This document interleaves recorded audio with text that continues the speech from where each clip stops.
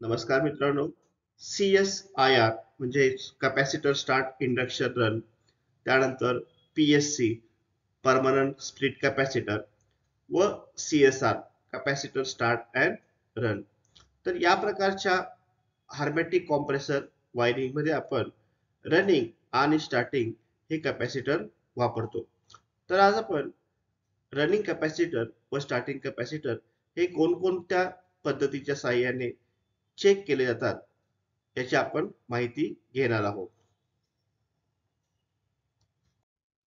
Capacitor check करण्यासाठी अनुक्रमे line tester, combination plier, screwdriver चा वापर करतो.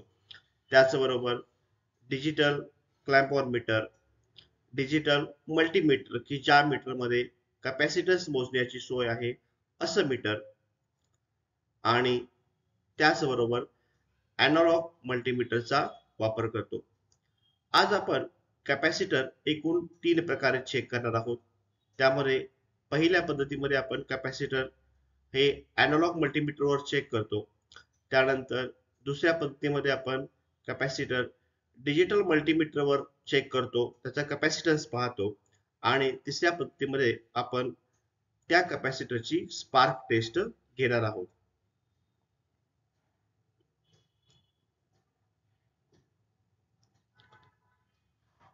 आता आपण प्रथम एनालॉग मल्टीमीटरच्या साहाय्याने कॅपॅसिटर कसा चेक करतात हे पाहू. प्रथम आपण एनालॉग मल्टीमीटर घेतलेला आहे. त्यानंतर त्याचे प्रोब्स सॉकेटला लावून घेतले आणि त्याचा सिलेक्टर स्विच जो आहे तो 10 किलो ओहमला सेट केला. तदनंतर कॅपॅसिटर चेक करण्यापूर्वी कॅपॅसिटरची दोन्ही टोकं स्क्रूड्रायव्हरच्या साहाय्याने आपण ती शॉर्ट करून घेतो. तदनंतर एनालॉग मल्टीमीटरचे दोन्ही प्रोब कॅपॅसिटरच्या दोन टोकांना लावतो.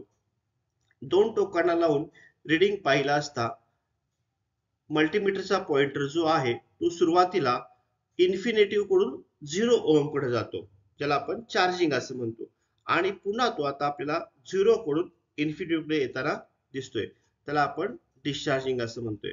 म्हणजेच त्या ठिकाणी कॅपॅसिटरला प्रोब लावल्यानंतर कॅपॅसिटर हा चार्जिंग झाला पाहिजे आणि डिस्चार्जिंग झाला पाहिजे. समजा प्रोब लावल्यानंतर त्या ठिकाणी तो पॉइंटर हलला नाही किंवा तो पॉइंटर इन्फिनिटिव्ह कडून 0 ला जाऊन थांबला, परत तो रिटर्न आला नाही, तर अशा स्थितीमध्ये आपण तो कॅपॅसिटर खराब आहे असं समजतो. तदनंतर दुसऱ्या पद्धतीमध्ये आपण कॅपॅसिटरचा कॅपॅसिटन्स मोजतो. हा कॅपॅसिटन्स मोजताना आपण त्या ठिकाणी आपल्याकडे असणाऱ्या मीटरवर कॅपॅसिटन्सची रेंज लावून घेतो. ज्या मीटरवर कॅपॅसिटन्स मोजण्याची सोय आहे असंच मीटर ह्या पद्धतीमध्ये आपल्याला वापरावं लागतं. तदनंतर कॅपॅसिटन्स रेंज लावून घेतल्यानंतर डिजिटल क्लॅम्पॉर मीटर किंवा डिजिटल मल्टीमीटरचे दोन्ही प्रोब हे कॅपॅसिटरच्या दोन टोकांना लावले जातात आणि त्या ठिकाणी त्या दोन टोकामधील कॅपॅसिटन्स मोजला जातो. आता या ठिकाणी आपल्याला जी व्हॅल्यू मिळालेली आहे ती 61.6 इतकी आहे. मिळालेली व्हॅल्यू आणि कॅपॅसिटरच्या बॉडीवर असलेली व्हॅल्यू आपण त्या ठिकाणी कम्पेअर करू शकतो. जर कॅपॅसिटी व्हॅल्यू कमी मिळाली तर अशा कंडिशनला तो कॅपॅसिटर खराब आहे असं समजतो.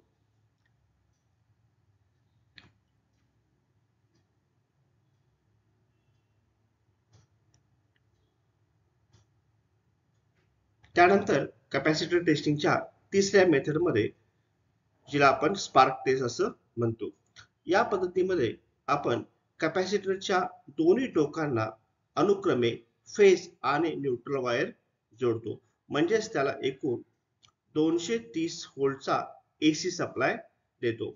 या वायर ज्या आहेत त्या सॉकेटमध्ये घालून त्यानंतर काही सेकंदापुरता आपण स्विच ऑन करतो, परत स्विच ऑफ करून त्या वायर सॉकेटमधून काढून त्या दोन वायर्स एकमेकाला शॉर्ट केल्या जातात. जर त्या ठिकाणी स्पार्क मिळाला अशा वेळी तो कॅपॅसिटर आपण चांगला असा आहे समजतो. जर स्पार्क मिळाला नाही तर तो कॅपॅसिटर खराब आहे असं आपण समजतो. थँक्यू.